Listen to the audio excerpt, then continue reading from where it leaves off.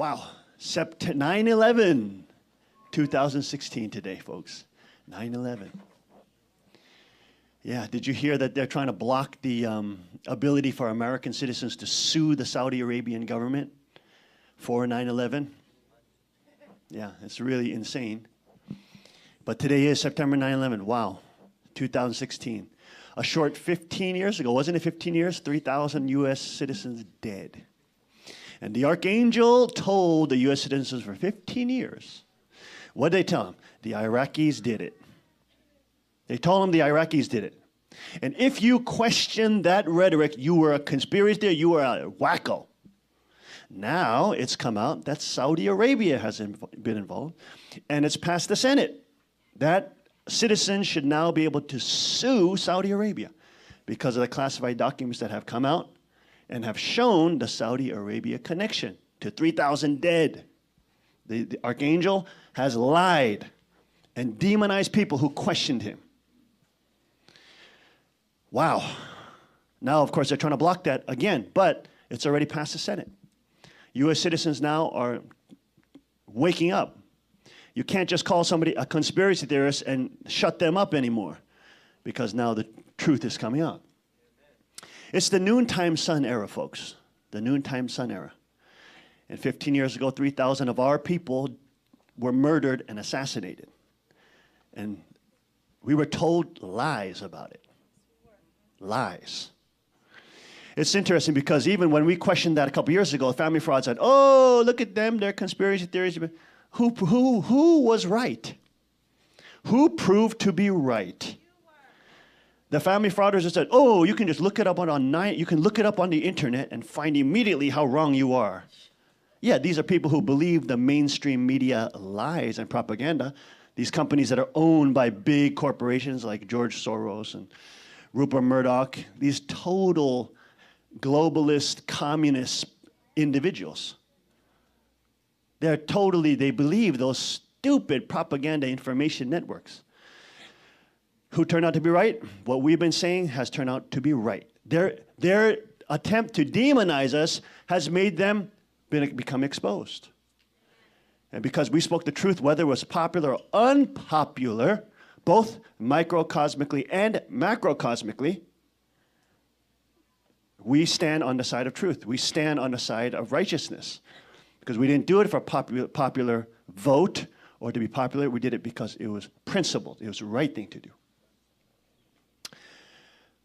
So a very important day, and we should remember that. Obviously pray for those souls who have passed in that terrible murderous day, September 9/11.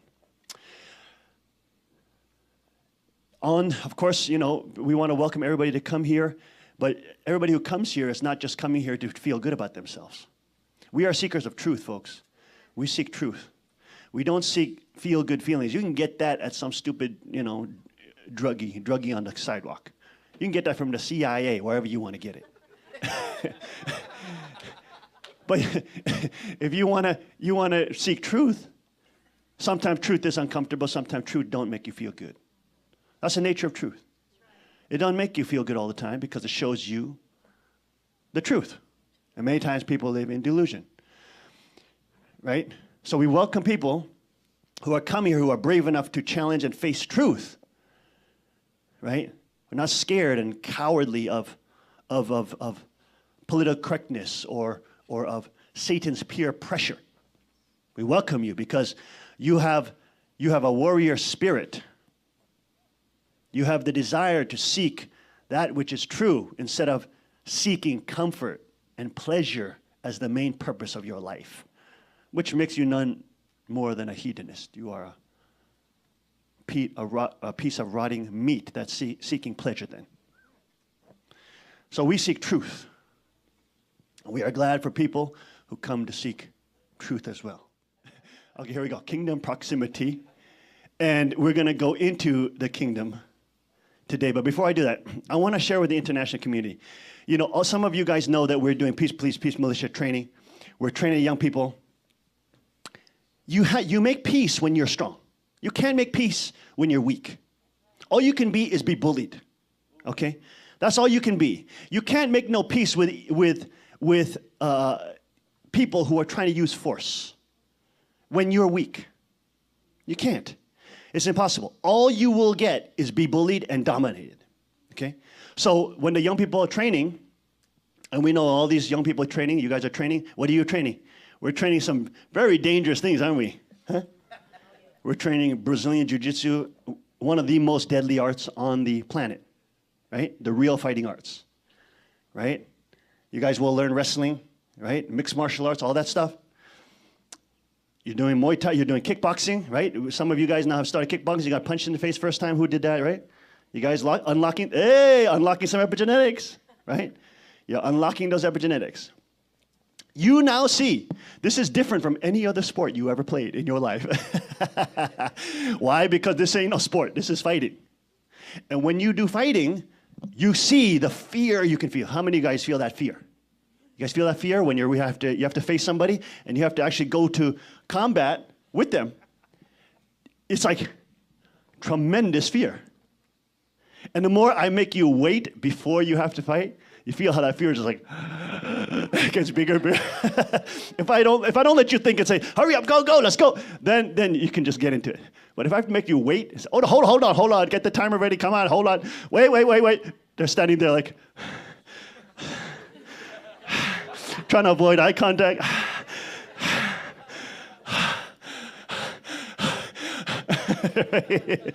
You guys start feeling that, right? This is not a sport. Obviously, you know, they call it a sport because you have to go through athletic commissions and you have to be nice about it and politically correct. This ain't no sport. This is fighting. In a sense, it's real fighting, okay? And in this type of real fighting, you cannot lie. You cannot lie. One thing I love, and this is why I trained these kind of arts when I was very young. When I first started training, and of course everybody knows martial arts saved my life, I started in the Tongimudo, which is a blend of Taekwondo and Judo, so made by doctors, I consider. But I went to blue belt, up to blue belt in that thing, okay, and they have a different belt system. And I knew this was fake. This is totally fake. Because you have to fight this, you're sparring this guy. You cannot hit his head. You cannot punch his head. You cannot elbow his face. You cannot kick him in the head. You cannot grab his head and knee him. You can only hit his chest and his abdomen. You cannot kick below his waist. How fake is that? When are you ever going to be in a real mortal combat and say, wait a minute, you can't kick below the belt and can't hit the head? Who's going to listen to that? So I knew this was fake. This is fake, right? And then obviously I God, and I now know God led me to just, fall in love with the martial arts, especially the real combat arts. So I fell in love with like Bruce Lee, and everybody in school called me Bruce Lee. And I had the haircut and I wore the kung fu clothes and everything, okay? I had the whole thing going on, all right? Everybody called me Bruce at school. And that's why I had a lot of kids I had a lot of friends. My friends were predominantly like black and Latino kids because they grew up watching kung fu movies. They thought I was super cool. Man, this kid is Bruce Lee, man. This guy is Bruce Lee. So it was in that, once I realized this martial arts are fake, I need to start learning real martial arts. It was through the philosophy of Bruce Lee and the study of martial arts there. And the philosophy is what? You have to seek truth. You have to seek what works. You have to seek what actually is real in combat. You have to throw away which does not work and use what does. So Jeet Kune Do is the art he made. And once I trained there, that's where I got connected to Brazilian Jiu-Jitsu. Okay? Because they were the only schools that were open to Brazilian Jiu-Jitsu, because all the other traditional martial arts had become little cults and religions, and they were not seeking truth anymore. They were just seeking status and your disciples bowing to you and all that. That's all they sought. They were not seeking real martial combat, reality. They were not seeking that. So the Kung Fu schools, the karate schools, the Taekwondo schools, all of them are, no, our martial arts is the best, blah, blah, blah. So then at that time in the 90s is when the UFC first started. Before that, the Brazilian Jiu-Jitsu and the Gracie family had open challenges. Anybody can come and fight us. That's what they said. It's called the Gracie Challenge. Anybody. You can be a master in Kung Fu. You can be a Sifu, Taekwondo master. Everybody. You can bring all your students. You come fight us one-on-one. No rules. Only rules is no biting and no eye gouging. That's it. You can kick the groin. You can pull the balls out. Whatever you want to do. You can do whatever you want to do, however deadly techniques you have. You can tiger claw the throat and pull the larynx out. Do whatever you want. No rules. Okay, let's see really what works, what does not. And so it's in this decade or so where the Gracie family had to fight almost all the top martial artists. So when you look at the original Ultimate Fighting Championships and the martial arts championships, you will see them go against Brazilian Jiu-Jitsu versus Judo, versus wrestling, versus Olympic wrestling, versus karate, versus Kyokushin Kaikan, versus Muay Thai, versus like world champion Muay Thai fighters came in to fight. Okay, and everybody said they had this best style. Only one killed them all. Only one destroyed all of the other martial arts. Only one. And the guy was skinny, he was small, he was unathletic, he was not even muscular. It's like, what the heck's going on? You got these huge built-up guys, and they're like champions in pancrase and champions in wrestling, and this skinny Brazilian flabby guy is beating them all. What is going on? This is not what we see in the movies. So this guy beat everybody. His name was Royce Gracie. He's still training and still teaching today. I had the pleasure of training with some of his brothers. But he changed the martial arts world. The entire world flipped on its head because everybody who thought they were tough training in martial arts got a huge reality check. That, whoa, we don't know ground fighting. We don't know how to finish fights on the ground. And 93% of fighting goes to the ground. 93%. So all you kids, all the ninjas who are training with me, you know, even though we do striking stuff like that, ground fighting is the base. It's the key to it all. You can be the best striker in the world. All somebody has to do is take you down and you're dead. So it's in that whole environment that from a young age, we were pursuing truth. The martial war code, the warrior code, yes, but also pursuing truth. And it got us connected to all these kind of incredible, real combat-based arts. Now, as you all know, because it's very, very controversial, usually this kind of is very underground. These kind of fight clubs are underground. You know, the Brazilian Jiu-Jitsu dojos were fight clubs. You know, people come there to fight. They don't come there to learn forms. They were the original fight clubs.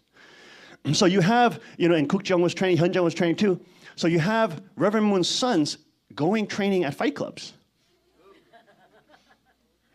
You see, so for us, it's like we're keeping that under the radar. Because at that time, it's not mainstream like it is now. It's not an NBC. Everybody sees it as, this is terrible stuff, you know? But it was interesting because all through all that, all those kind of experience, and then me even trying to, you know, not show that I know these arts, if you saw me and you didn't know that we trained, you would just think, oh, I'm just a normal guy, I'm very nice, and I don't try to intimidate people, and I don't try to intimidate other folks. I'm a very kind person, I'm nice. And people, so they did not assume that we would know these kind of arts. It only was when we were serving Father directly, in that direct relationship with Father, that you can't hide this stuff anymore, because since you live so close to Father in proximity, since you're so close to the King of Kings, everything comes out. You can't hide it, right? What you're really interested in, what God has put in your life, it comes out. And so it was when I was serving Father is when this reality started coming out. And then, you know, I had to say, you know what? Who gives a Shemitah? I don't care. Who gives what people think? This is something God gave me a long time ago. Stopped for 10, 15 years. pursuing religion and higher truth, whatever, thought so. Eventually realized it's all relativism, just in different clothes. Came back, understood Christ, had a living relationship with him, and then what? Came to embrace the gift he gave me. So the kids know, even though I'm a nice guy, when you train with me, and obviously I don't go hard on you guys, but you can feel, even when I don't go hard on you, you can feel you are controlled. Is that true? Am I making things up, guys? Am I making things up? I'm not being arrogant here, am I? I'm not being arrogant. It's just the way it is in these combat sports, in this combat martial arts. Okay, so in that whole world, in that fighting community, it's really a community. It's actually not a big community. It's a very small community of people who are fanatic about learning the science of real combat. Okay, it's a pretty small community.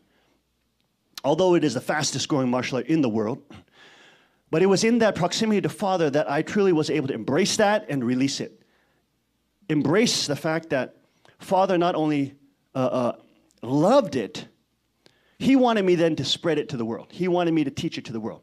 So then that's when I was training with Francisco. I brought him in. Then I was training with the UFC fighters in Korea with Yang Dong-hee. And guess what, folks?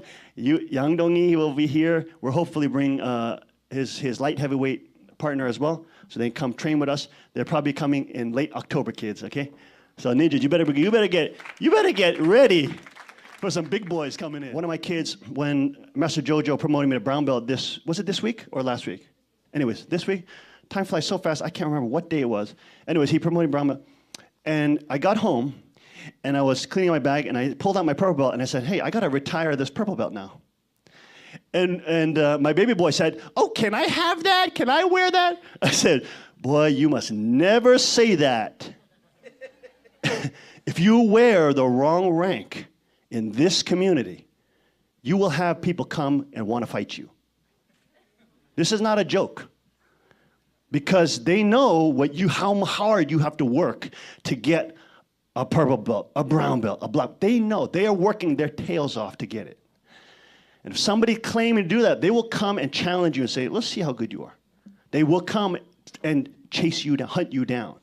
This is not a community where it's like, "Oh, yes, you're a karate black belt too? I am too. I respect." Okay, yes, we respect. No, they will come hunt you down. And they'll come after you. Check whether or not you're real. Right? So I told him, don't ever misrepresent your actual rank.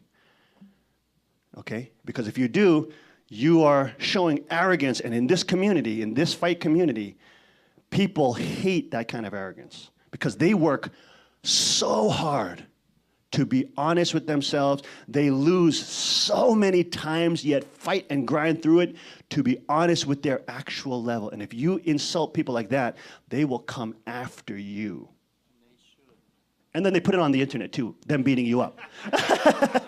They do that. I'm not joking. There's all sorts of black belts that chase fake black belts. And they go and they beat them up and they put them on the internet and say, "This guy's fake. This is what you get." Everybody knows we're training, and everybody knows the young people in our community are training this. And they're going through many things that they have to face, many delusions that they come in having, many imaginations about themselves they may have at the beginning. But as they train and confront reality, confront their actual level, and they are confronted with the utter helplessness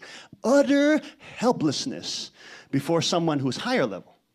I mean, utter helplessness. You can think you're creative and think, "Oh, I'm the chosen, I'm the special one.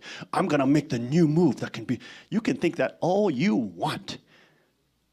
When you start training, you're gonna see very quick, everything that you think is creative will be shut down. Because everything's already been thought out. There's little nuances that get developed, yes, but all the major things have been thought out already.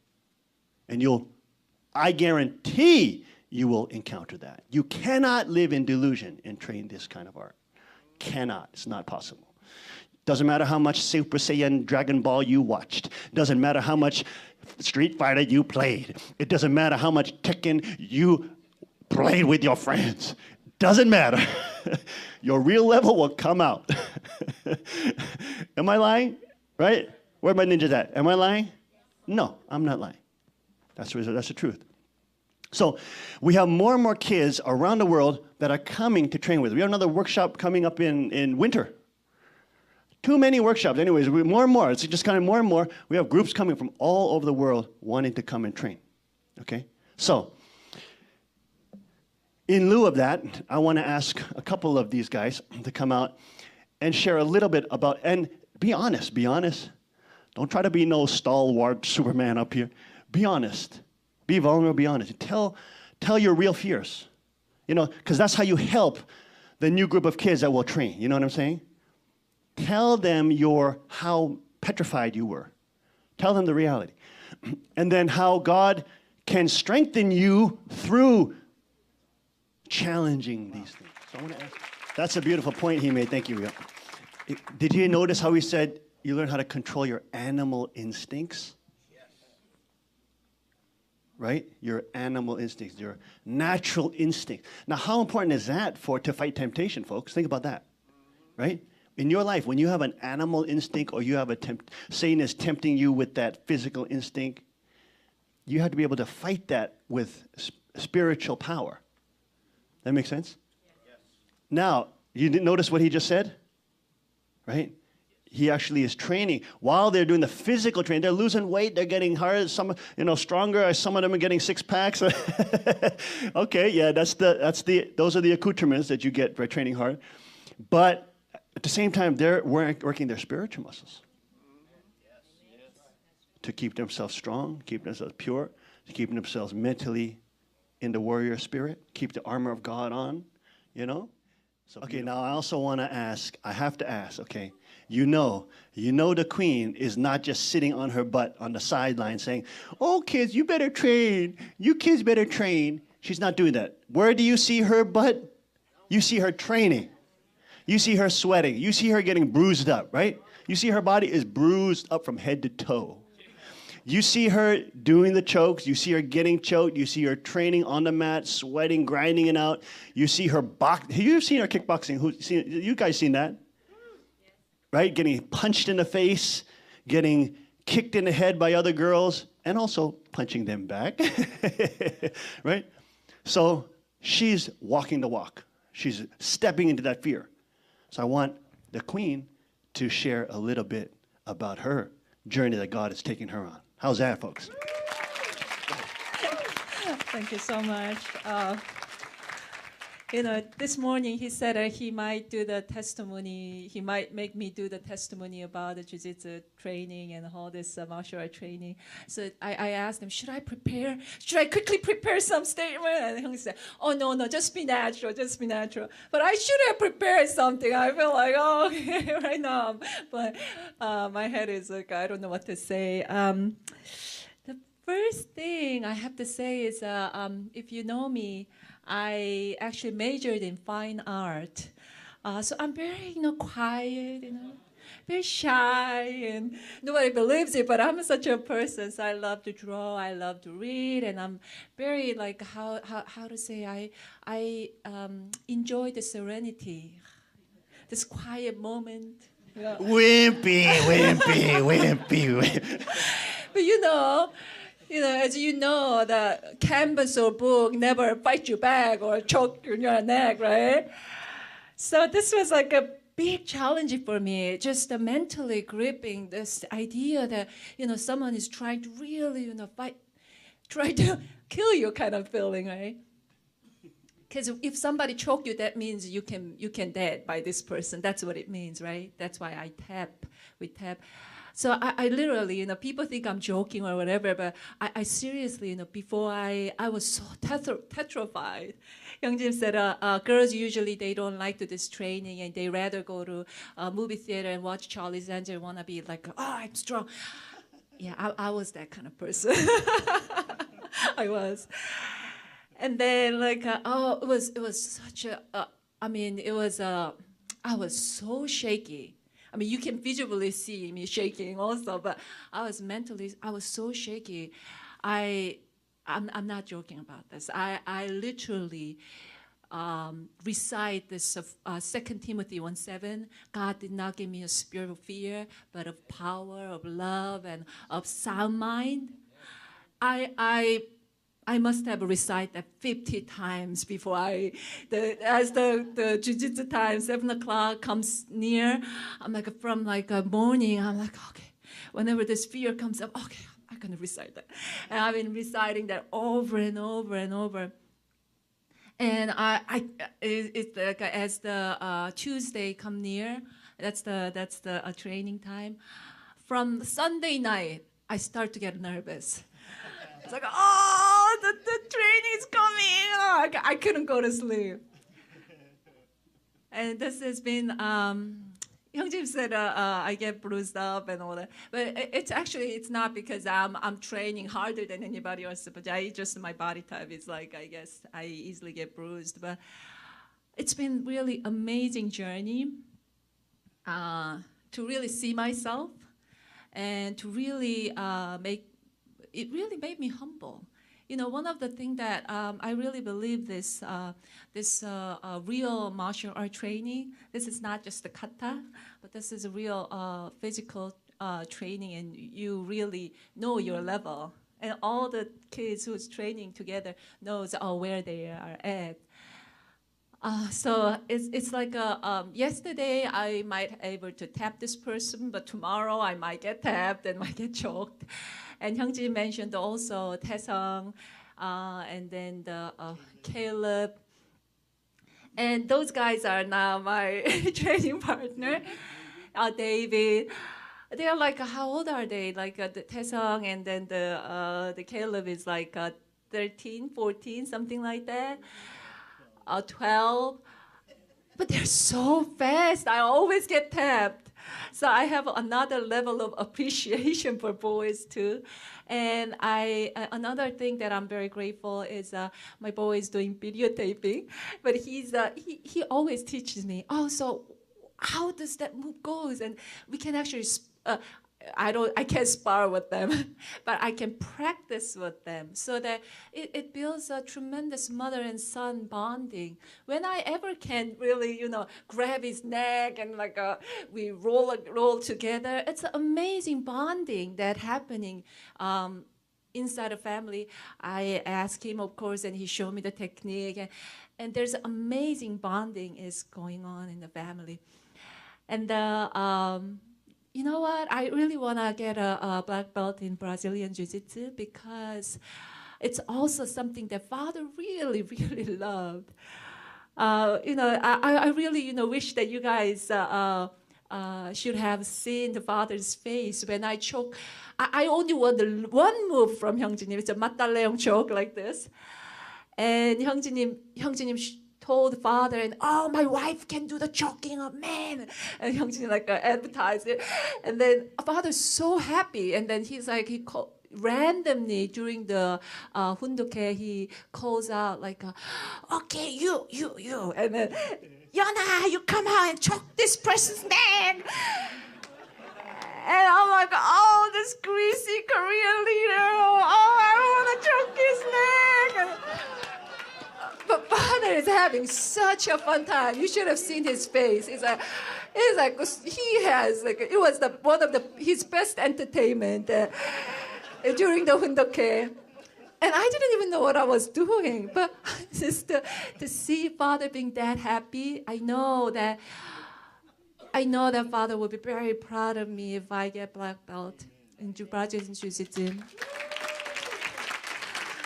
And one last thing that I want to say is, you guys might think, if girls learn this technique, then they might become too masculine. And, I don't know, I want my girl to learn this, right? You might think that, but it's actually not true. When they actually learn this martial art, it's not fake martial art. It really shows your level and really makes you humble. And then you can really appreciate your husband too. Wow, the thing that I had in my head is actually not true. And then you can really get to respect your husband. You can get to really respect your son. So thank you so much, and thank you so much once again. Praise God. Praise God. Glory be to God. It's amazing, folks. It's amazing when we seek truth. And this is what I love about these kind of arts. You have to seek truth. You can't be delusional about it, You have to really be real with yourself. And everybody can see it who trains with you. So you have to actually learn how to get over, like, oh, what if somebody saw me lose? Oh, I'm going to be, like, embarrassed. You know what I mean? Because you have to just be, like, transparent about it, right? You guys saw me roll with Master Joda, right? He taps me. I tap him, right? You guys saw that? You guys saw us both doing that? But you just got to be transparent about it. You know somebody's going to be filming you. You know somebody's going to be putting up on the internet. But you just got to get over that, And so this kind of training, it's just been such a blessing. Personally, I have to say, I've been the most blessed and overjoyed spiritually doing ministry, being here, obviously with our community here and also with our young people, than I could ever be in the palace or anywhere else. Because with that amount, at that time, I have so many responsibilities. I'm flying across the world all the time.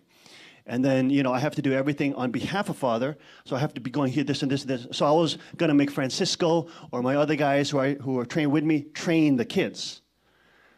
But by, God just, all things work for the good for those who believe. And because we believe and we stood fast with God in times of tribulation and stood fast with Father in times of tribulation, God has used this opportunity to really allow us to build the beginnings of the kingdom. And this is what I'm talking about with kingdom proximity. Allow us to come near to the kingdom, right? When these kids are training with me, they're not just training with any instructor. They're training with the kingship of God. They're training with the king line that comes from the King of Kings. So they're not only learning about Brazilian Jiu-Jitsu, MMA, mixed martial arts, things like that, they're also learning about the King of Kings, right? Because when I spend time with Father, Father, of course, has the children who have a seed, but there is a king's line that he has chosen to represent him. So in this scripture, you will see, of course, in Luke 10, Jesus says, he that heareth you heareth me, and he that despises you despises me. He that despises me despises him that sent me. Right? And where's the scripture about the Father right here? All things delivered to me of my Father, and no man knoweth who the Son is but the Father, and who the Father is but the Son.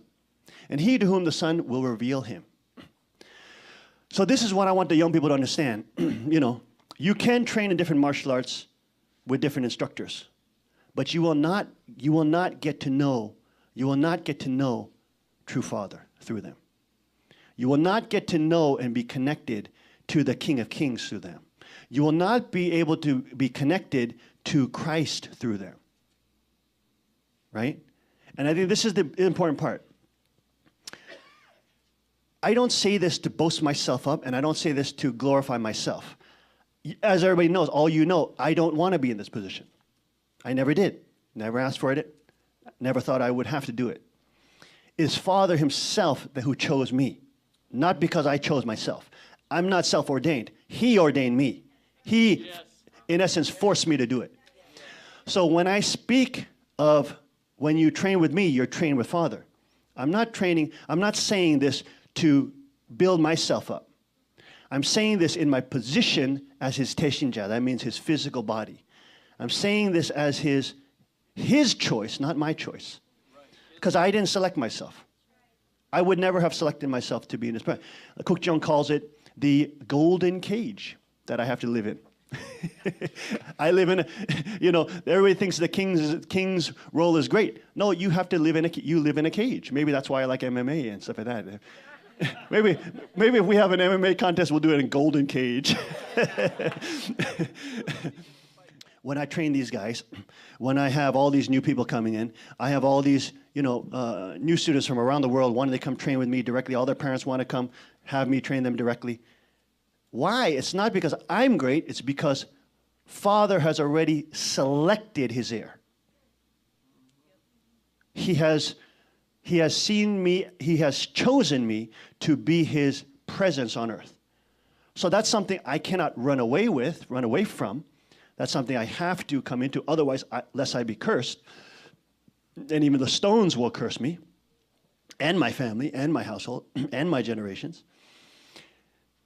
But it's something that I have to come into agreement with. And all of you, of course, have walked with us through that entire process.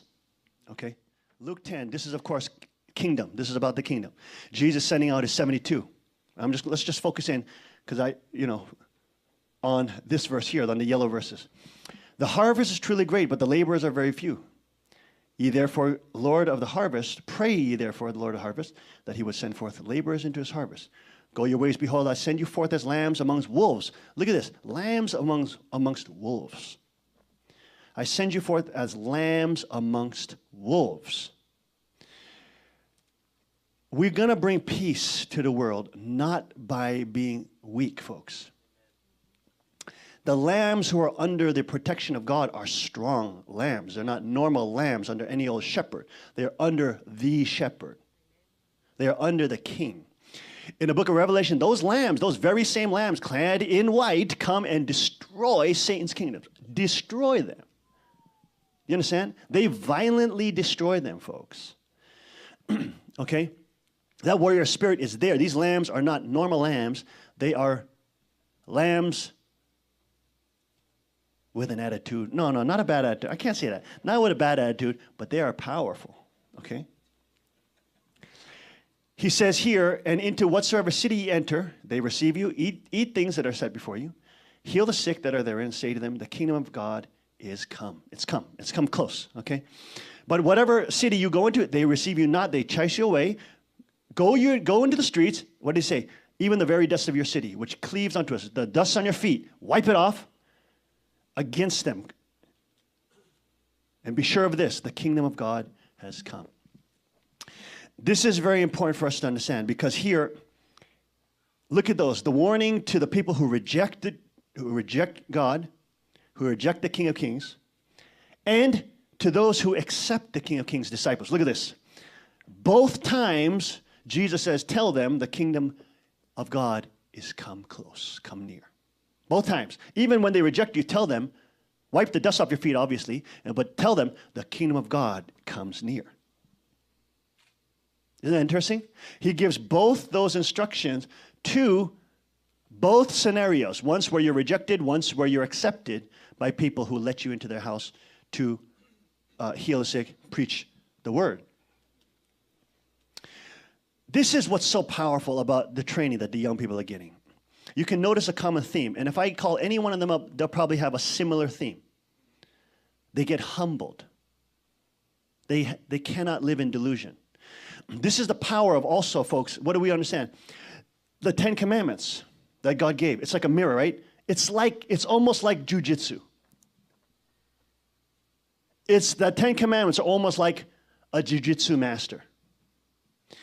And when you look at them, you get beat up by them. You're going to get whooped. Because no matter how good you think you are, when you look at the 10 Commandments, in God's eyes, we have sinned, we're going to hell. Straight up, that's it. We've lied, we've stolen, we've blasphemed, we've used the name of God in vain, we've committed adultery by lusting after other people. We've done it. In terms of 10 Commandments, we are separated from God. Right?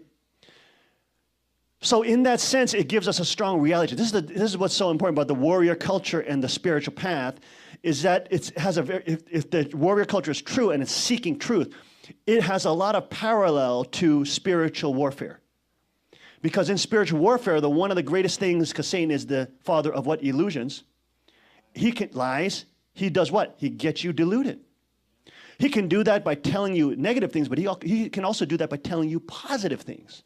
How many thought of that? The devil can, put the worm tongue in your ear. He can fill you with all sorts of lies and what? Self-worship, idolatry, right, folks? See that? It can go in the opposite direction too. So this understanding real warfare and real combat, real fighting, also helps us understand spiritual warfare too.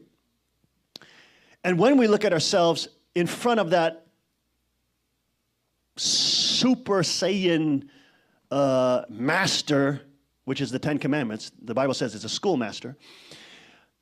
When we look at it in front of that, And we know no matter how much we wrestle with that, no matter how much we try to do this or that technique, it's going to beat us up. It's going to win. It's going to show us.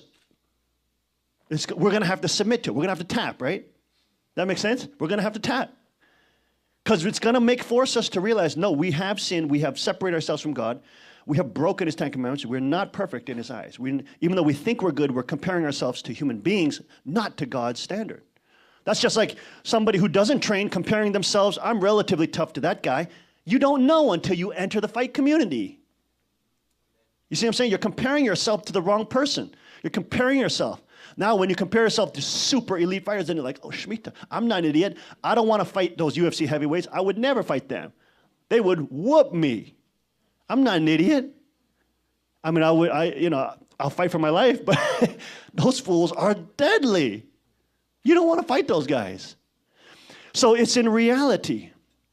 When we seek the truth, we can learn through this training, physical mind, body training, all this stuff, but we can learn about also the principles of spiritual fighting as well. And anybody who walks with Christ, Christ promises not a happy life. Christ promises not a happy plane ride. Christ promises not a nice trip. He promises mockery, scorn, hatred, crucifixion, and persecution. How will you endure that without the love of God? How will you endure the peaks and valleys of training when you are so beat up and beat down, when you are getting demolished by anybody and you thought you could beat even a small little kid, you're getting killed? How will you overcome that? If you only overcome it with your own strength, that's so limited. You have to get back to what God says about you. He said, and even though you walk in the valley of the shadow of death, I will be there. I will be with you. My rod and my staff, they comfort me. They prepare a table for me in the presence of my enemies. I am calm. I'm at the table. I'm going to be feasting when it's time for war. Now, guys, remember that when we go out and we have to fight. Remember that. Because you guys, the higher level guys, you guys are going to come with me and Master Jojo. We're going to go and we're going to go fighting. So when we do that, you guys we got to keep that attitude, right? God is going to keep my table in the presence of my enemy. And once we defeat and demolish our enemy, we'll hug them and say, great job. And if we lose to them, we'll mourn and weep and gnash our teeth and wail. But then we'll go right back to training. Okay? It's just a natural process of the warrior, folks. But this is how Satan deludes us. He tries to delude us thinking, no, all things are same. I just watched a documentary. I don't know who did it. Vice, I think Vice Channel did it on the internet. It's called Vice Channel on the YouTube. They have a whole channel there. And they did a documentary called Prostitutes of God. And they're talking about the Devadasi. This is a Indian Hindu tradition. It's a heresy, okay? In terms of reality, when you talk about religious scholarship, they try to make it seem all relative, and everything is relativism, so you have to respect each culture. No, you don't. Some are false, some are evil. This one is clearly evil. This is the Devadasi religion, cult. And what happens? What is this little girl right here with these green bracelets? She is a child prostitute. Why? Because the goddess Yelema loves it. The goddess Yelema wants little girls to be given to them, and parents can have a religious reason. I'm dedicating my daughter honorably to Yelema, the demon Satan goddess. It is a form of devil worship that they've made into a stupid false cult to give parents an honorable reason for trafficking their children. And they call them temple prostitutes. And they have a little ceremony, and then they're raped and sold into prostitution. Girls that little. You should watch the documentary because even these Western, Caucasian, educated, liberal, narrator and interviewer, even she's covered in relativism, yet she's trying to fight against child trafficking, yet she's a relativist. How can you do that? You have no philosophical ground to say it's wrong because all paths lead to God. This is just one other expression. How can you say it's bad? How can you say your morality is better than theirs? So even the interviewee and the whole video team, they're philosophically totally conflicted while doing this thing. On the one hand, they're trying to stay objective and relativist. On the other hand, they don't like the fact that they're child trafficking. But what if the laws change and child trafficking is legal? Well, then now you're fine with it. You have no moral ground to say this is wrong, this is evil. They even show Christianity as being the evil force that tried to shut down this type of practice. Christianity is the evil force that tried to stop this. It's child trafficking. It's selling children to prostitution. Men can buy these children and put their erections into them. Do you understand? That's the reality for money. And what is it? These women, the brothel madams who are women priestesses, they're facilitating it. Making money off these girls.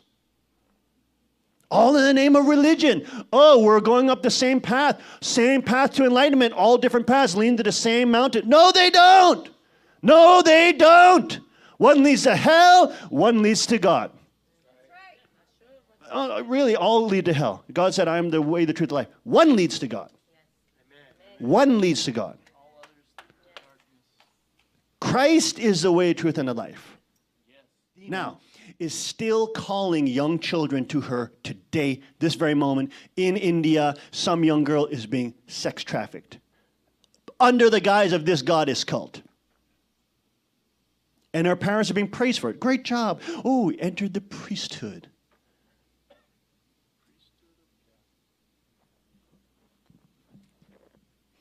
This, of course, the whole temple prostitution was not only in Indian religion, folks. Where was it also? Big Greco-Roman world. You think it's just the dark-skinned people in India? No. The white folks were doing it too. Temple prostitution, Greek, the Aphrodite cult. You see, once you leave monotheism, folks, and now you can have the mother goddess, and now they have children, have all the children gods and goddesses, well, and all of them are paths to God, you will inevitably get temple prostitution. It's inevitable. You'll get one cult that uses sex and the trafficking of sex to gain power. Political power, monetary power, take the money, you'll get it. You'll get it. Leaving monotheism just to ditheism is the death.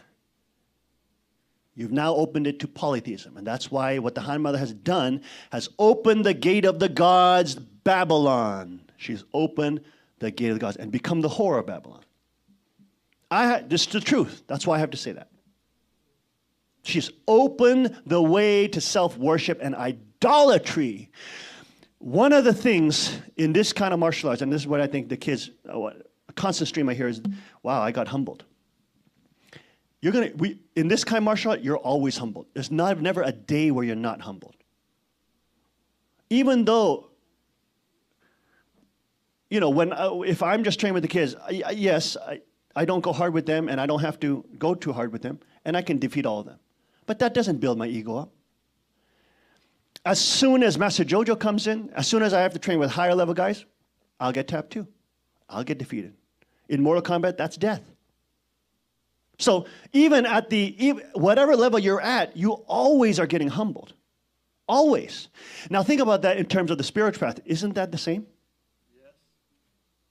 You can't say, oh, 50, I've been serving Father 40 years. That's why I can't be humbled. This is the problem of 36 couples. They said they first served Father for 50 plus years. We can't sin. And yet they desecrated him. They went along with it to desecrate him. They sinned gravely. You see that? They could not humble themselves to the reality of what happened. They got used to the seniority and the sense of impenetrability, infallibility. Remember they were trying to say that about the Han mother in the beginning? She's infallible. Remember this in the beginning? They're not saying that anymore because she's contradicted herself on many occasions and done things that even they are having problems with now. And that's why the whole movement that which they stole and the inheritance that Father gave me, which they stole, is collapsing. And then it's being recreated.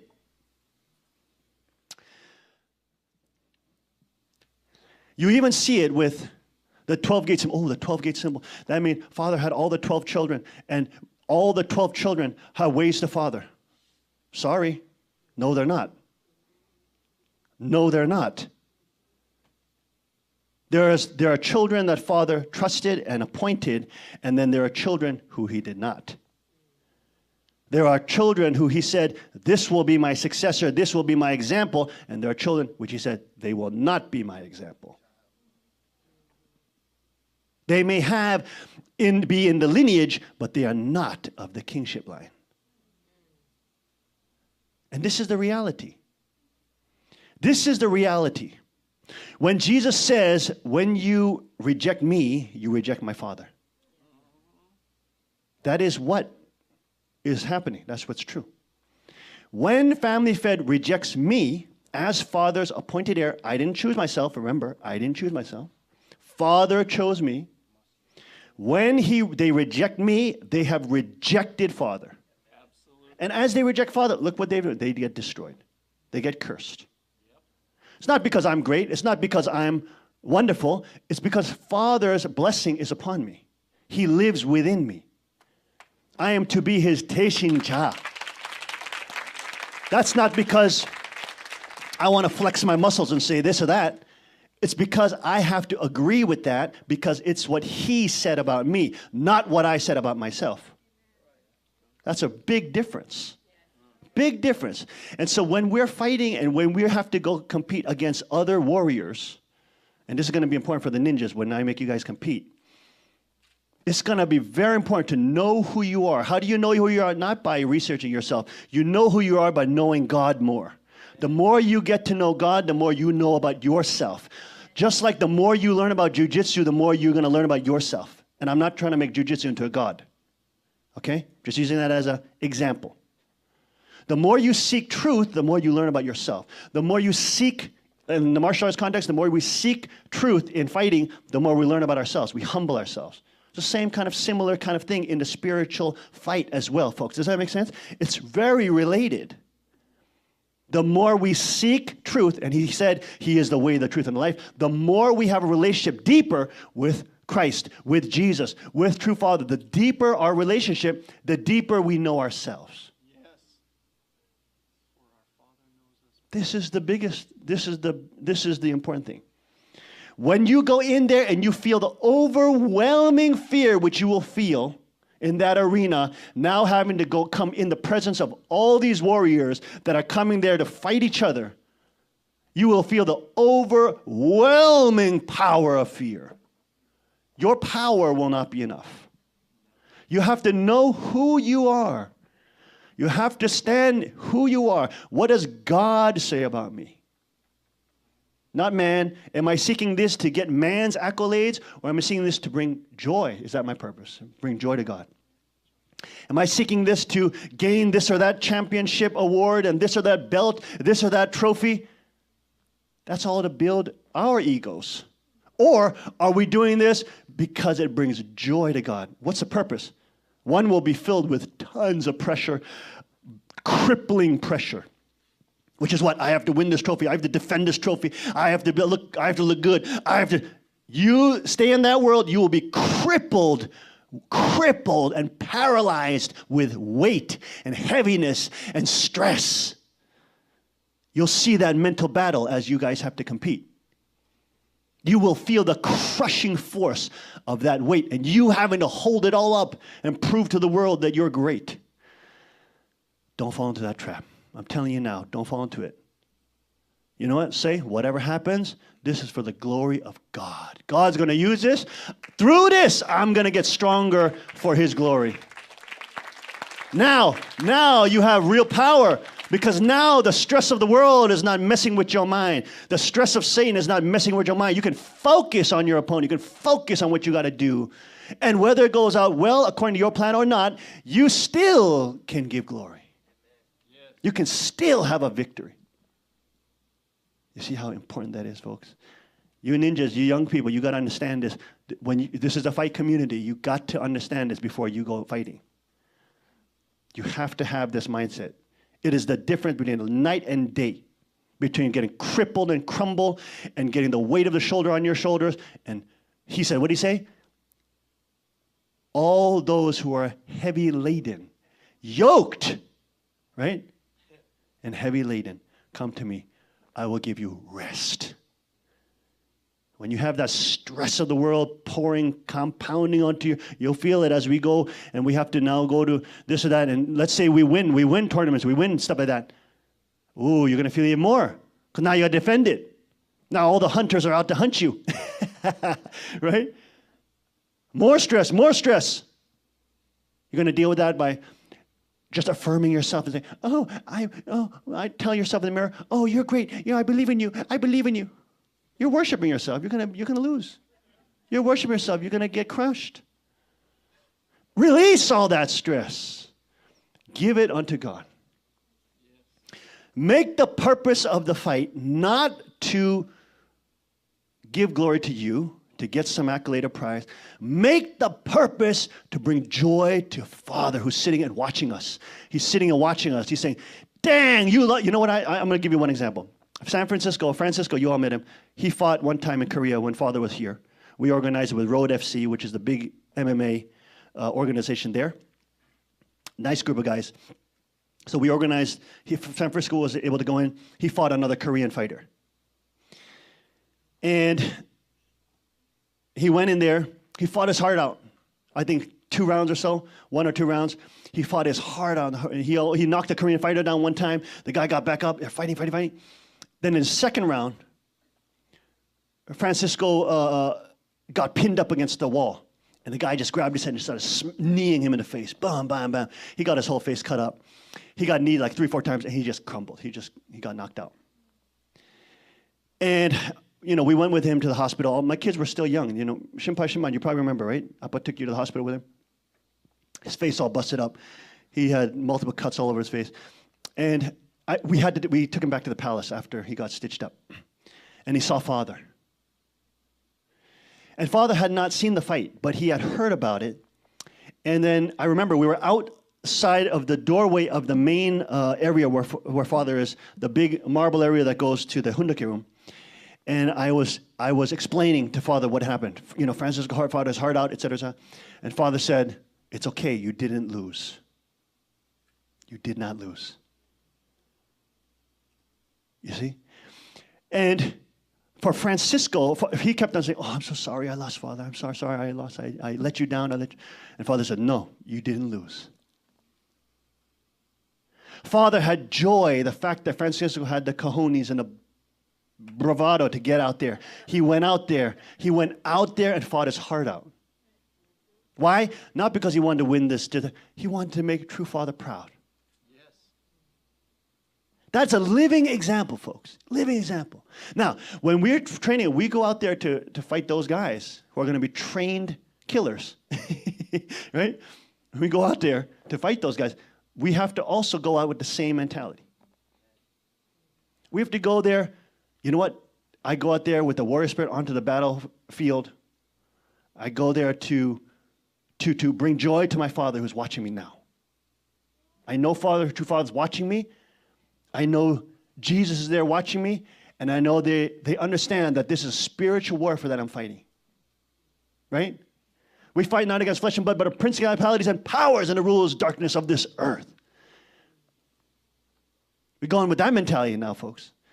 Then we can be filled with power. I'm not gonna say it's not a magic pill, then you're just gonna have no fear. No, you're gonna have to still wrestle with that fear. You're gonna still have to Israel, you're gonna have to still fight through it all. You're gonna have to still sweat and grind and get hurt and injured, but yet move through it all. You're still gonna have to do all that, but if you have the right purpose, you have power.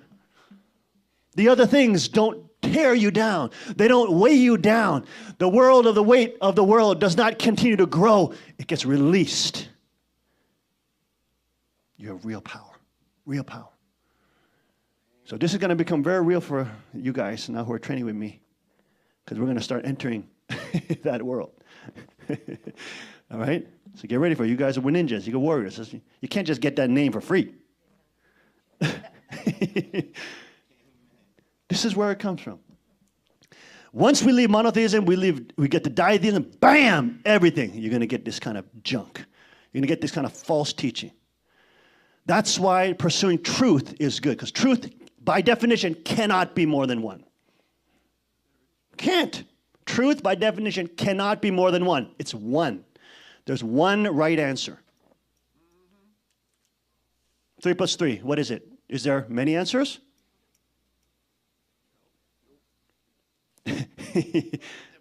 There's an answer. 3 plus 3 equals 2 plus 2 equals 4. Doesn't matter what your teachers and these crazy relativists say. Mathematics is just like that. He tried so hard. He put so much effort in. You got the dang answer wrong, fool. 2 plus 2 equals 4. He tried so hard. You got your neck choked off. Right here, again, here like in the Greco-Roman period, selling the women, prostitutes, right? So the people can come and give their devotions. Wow, the goddess Aphrodite gives us her love. Men, the goddess Aphrodite gives us her love. All these beautiful women that you see before you, you can have them because the goddess Aphrodite loves you. You see how it goes? You see how it goes? Once you leave monotheism, once you leave God's 10 Commandments, bye-bye. You get this kind of Satanism. Exploitation of women, sex trafficking, all under the guise of religion. No, we don't want religion. We want relationship with God. Chorazin, Bethsaida, Tyre, Sidon, all of you at the judgment, you will be thrust down to hell. This is Jesus speaking. You'll be thrust down to hell. Chorazin, Bethsaida, Tyre, and Sidon, at the judgment, you go to hell. He didn't say, oh, you tried really, really hard. Great effort. No. He didn't say that. Right? If you despise God, who gives us the ethics of morality, the morality that teaches us to love God and to love our neighbor, the ethics of morality that teaches us that we must love people, humanity. These Devadasi girls are not untouchable caste. They're children of God who need to be saved from that evil Satanism. Does that make sense? In that documentary, these young girls go shopping to try to buy clothes. And when they go shopping, they're sitting on the ground. They make them sit on the ground. And these other Indian girls who are in different castes, they just grab the clothes and throw it at them. They don't even look at them. They have to sit down and they just throw the clothes at them. Look at it. You untouchable. Why? Because it's a different caste. Well, who made that system? Did God make that system? No. Satan made that system. All religions do not make the same system.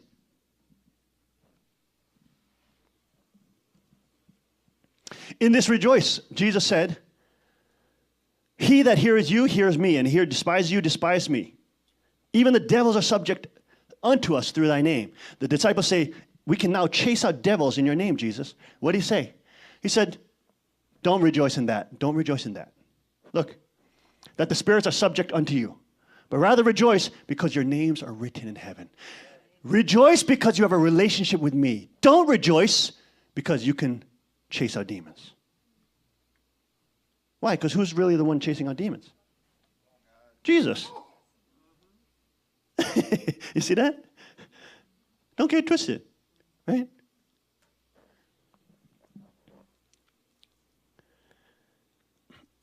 There's an interesting study, and Stefan Molyneux, who's an atheist, my goodness, wow.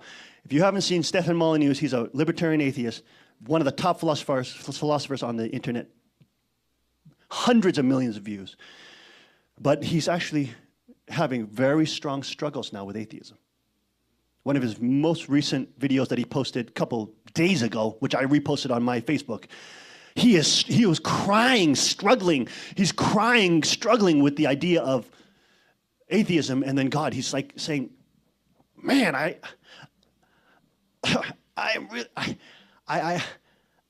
with my profound, he's saying, my mind is so profound. My mind and my thought is so deep. My mind is, I can encapsulate the universe in my brain, and yet I'm a ball of flesh, and I'm a raw flesh of meat, and I'm evolutionary byproduct is what I'm told. But it would be so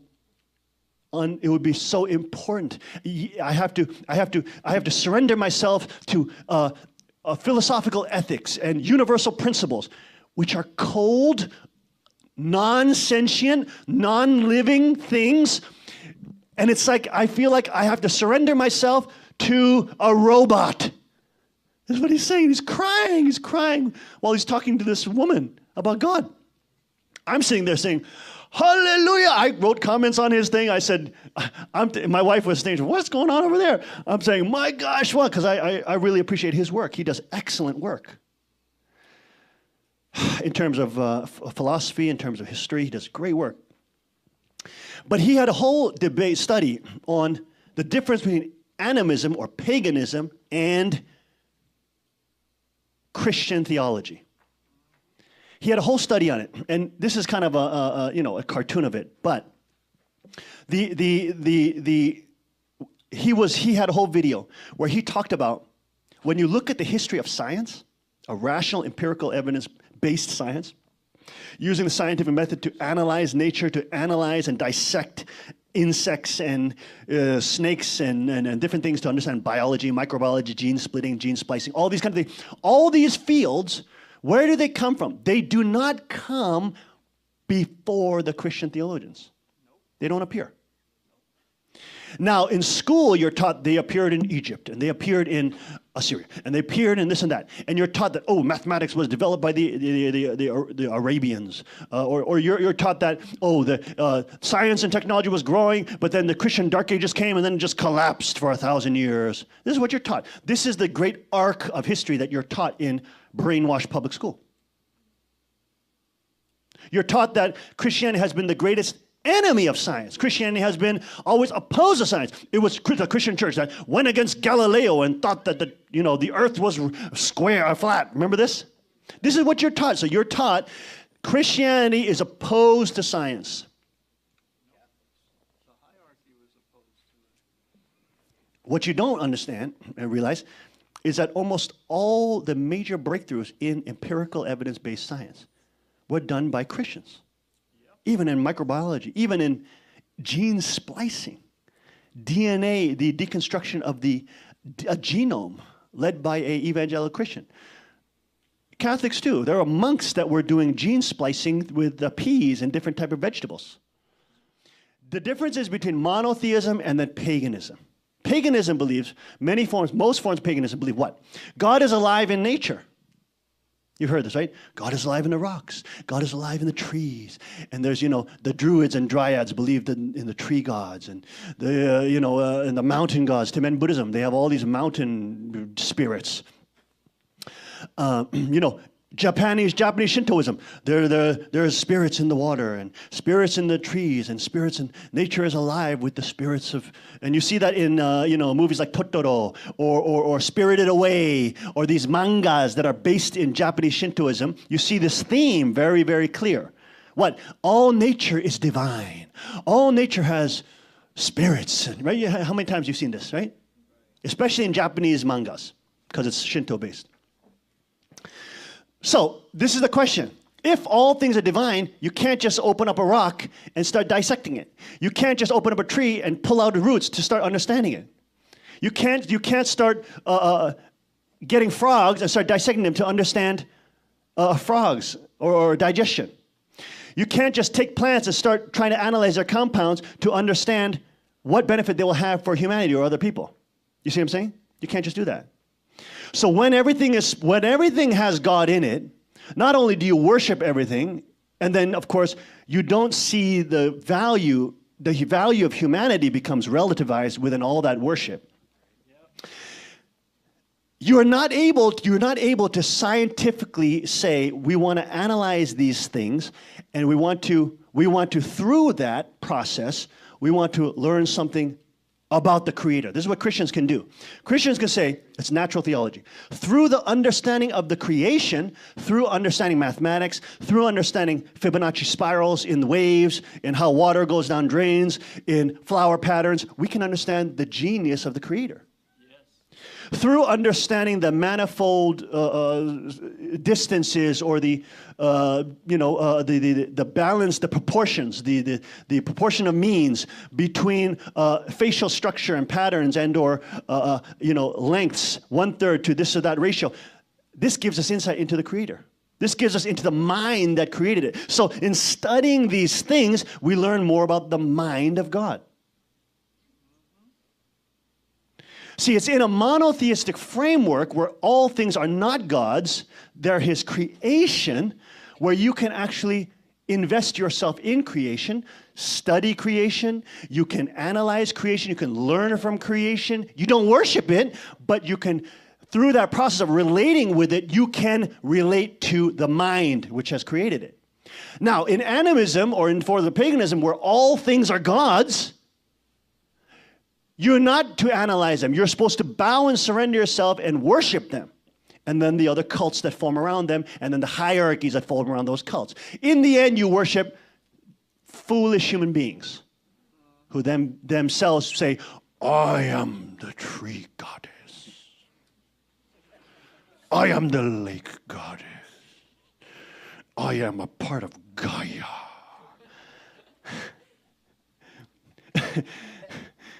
You see what I mean? This is where you fall into. So the real scientific revolution, although the arc of history taught in public schools is always, Christianity was against it. No, Christianity was the main proponent of scientific study. The whole field of natural theology from Thomas Aquinas was about the study of nature, understanding the mind of God. Augustine in the 5th, 6th centuries, 6th, 7th century, were arguing about natural theology. It's Christianity doesn't shy away from science. Christianity doesn't say, new scientific revelations come, just deny them. Deny that they exist. No, how do we understand that in the context of Scripture? How do we understand it in the context of a loving and ethical God? How do we understand it in the context of a logical God who creates mathematics and understands and creates architecture? And we can. Whereas you have these, new age people, these Gaia's people claiming climate change, and then you have top scientists that come and say, you're overinflating the numbers. And then they say, you're terrible, we should arrest you. Are you crazy? These people are not scientists. These are state-run propagandists.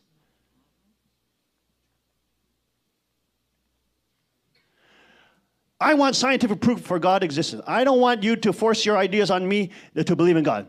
Yet I can force you to abort babies in the name of science, even though all the science shows that it's a living being inside the mother's womb. You see, it's a retardation of human excellence. It is a cowardly concealment of the arrogance of self-idolatry and worship. It is the Christian church. It is, and even Catholicism too. In this field, Catholicism did contribute to the pushing forward of science throughout the centuries. It was one of the greatest funders of science and scientific research. Yet we're never told that. You're never told that in the schools. They teach you always that the church, religion has been against science to make you hate all religions, but in the end hate Christianity. Because it's Christianity that actually funded most of the scientific discourse. It's Christianity that had the core theology of when we understand God's creation, we can understand the Creator. Whereas in animism, you cannot do that. There's a huge difference between monotheism and animism and paganism, folks. The resulting world that we create is radically different. When we remove ethics and morality, when everything becomes relative, when everything becomes race-based, now in the public schools, in the universities, they say they're interracial. But now the kids can only see race. I'm black, so I have to think this way. I'm Latino, so I have to think this way. I can't vote for Trump. I'm Latino. I'm white, so I have to have white privilege, and I have to be guilty of my whiteness. You see what I'm saying? They're training now kids to not see through the skin color and see the inner soul and humanity within each of us. They're training kids now to only see race, to fight because of race, to call it social justice, that you are hyper-focusing on racial color. They're not teaching you, no. That person is not untouchable because she's Indian. That person is not white privilege just because she's white. That person does not have to vote Democrat because he's black. That person has a soul. We go under the skin. Yes. That person has a soul which yearns for God, which yearns for love, which yearns for relationship, which yearns for meaning and purpose, which yearns for greatness. Not just an untouchable prostitute, not just a child that can be sold in the name of Yelama goddess. You see what I mean, folks? It is the Christian worldview that gives us the framework of a loving God who loves us, who gives us purpose, who gives us missions, who gives us anointing and gifts to bring his love to the world, to bring a dying world to salvation.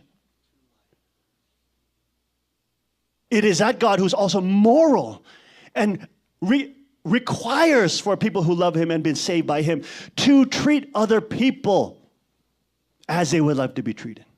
Yes. Requires them to love even your enemies. Pray for your enemies. What kind of ethic? Where are you going to get that? If you remove those ethical values and those moral principles, thinking all of them the same anyways, you now get what you currently get. You get a modern rise of neo-paganism, which is a form of feudalism and slavery, where elites can stratify you into a lower social economic bracket. Well, you're a slave caste. Essentially, that's what you are. You are not a child of God. You are not, because you're black and Latino, you've got to stay in your little ghetto until we give you permission to come out. We'll maybe let one or two of you out at a time. Right? This is not, we are becoming more pagan. And the more we become pagan, the more cruel, the more racist, the more stratified we become. And Satan loves that.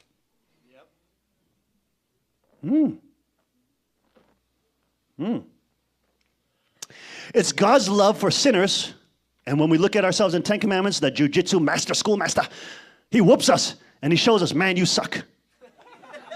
You stink. You stink. You are putrid and smelly and nasty. You're a dirty rag. You deserve to be punished by the judge. You've broken the laws. You deserve to be punished. Any good judge would punish you. But God loves you. He gives you. He has paid your fine. God loves you. He has brought you into goodness. You are now clean. You are clean because of him. You are clean because of his love. You are clean because of his goodness. You are strong because of his strength. You are powerful because of his power. Doesn't matter you're black. Doesn't matter you're untouchable caste. Doesn't matter you're a devadasi. Doesn't matter. When you have a relationship with the living God in Christ, you now are of God.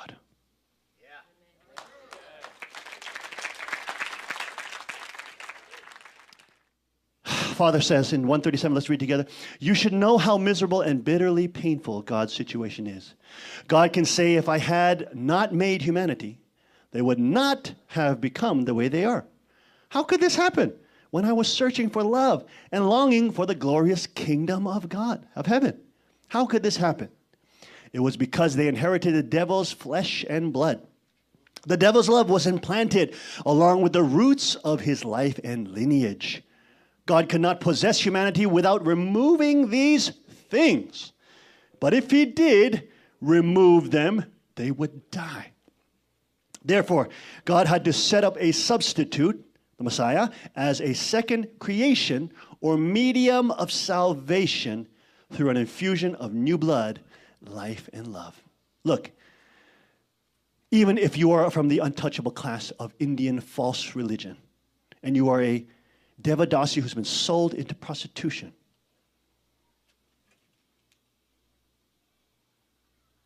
when you receive Christ, you are no longer beholden to those slave masters. The Madame Brothel woman doesn't own you anymore. It is now God who has taken you, paid your ransom, and is now taking dominion over you. You are freed from your slave master.